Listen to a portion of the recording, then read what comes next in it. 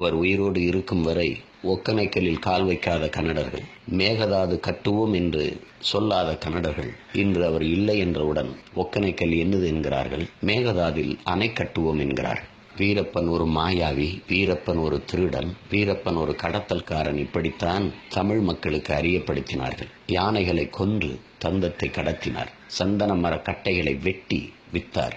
வித்தவர் காட்டுக்குள் இருந்தார். வாங்கியவர்கள் எங்கிருந்தார்கள்? வித்தவரையே தேடி பல நூறு கோடிகளை கொட்டி கைது செய்ய துடித்த அரசு, சிறப்பு படைகளை அமைத்த அரசு, வாங்கியவரில் எத்தனை பேரை கைது செய்தது?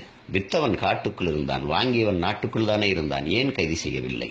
நாட்டை ஆள்பவர்களை சாராய ஆலைகள் வைத்து காய்ச்சி கொண்டிருக்கிற காலத்தில் காட்டுக்குள் வாழ்ந்தவன் சாராயம் காய்ச்சினானா, வெத்தலை வாக்கு போட்டானா, தேநீர் அருந்தினானா, சிகரெட்டு பீடி குடித்தானா, கட்டிய மனைவி தவிர வேறொரு பெண்ணின் நிழலை தொட்டானா, நாகப்பாவை கடத்தியவன் நயன்தாரா நமிதாவை கடத்தினானா? எங்குள்ள பெண்களின் மானத்தை விசாரணை என்கிற பேரில் கெடுத்து அழித்தவனை தடுத்து காத்த மான மறவன் நமது ஐயா வீரப்பனார். அவருடைய நினைவை பெருமிதத்தோடும் திமிரோடும் போற்றுவோம். நாம் தமிழர்.